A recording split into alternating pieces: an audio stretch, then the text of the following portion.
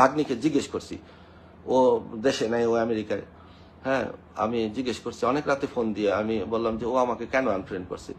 বলে যে আমি তো আনফ্রেন্ড করছে, তুমি তোমার কোন ফ্রেন্ডের একটা বার্থডেতে গেছিলা, সেখানে আমার ওই ফ্রেন্ড আমাকে কেক খাইয়ে দেওয়ার সময় বলতেছিল যে বাড়ি ওই ওই বেডির নাম নিছে আর কি।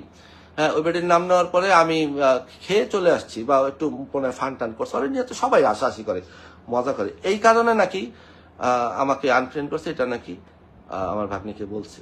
দিঘির বাসায় দাওয়াত খেয়েছি, তুই দিঘির বাসায় কিভাবে দাওয়াত খেয়েছিস আমি জানি।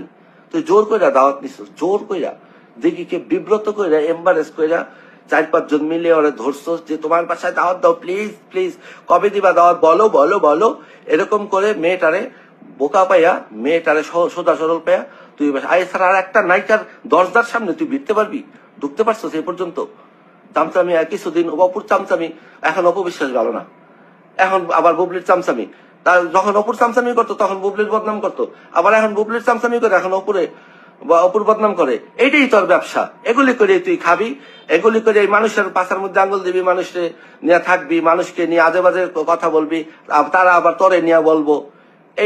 এইটাই তোর লাইফ, কিন্তু এগুলি আমাদের লাইফ। দিঘি এখানে আমি ওর মামা, আর ও হইলো আজ আছে কাল নাই, ফ্যামিলি আমার সাথে।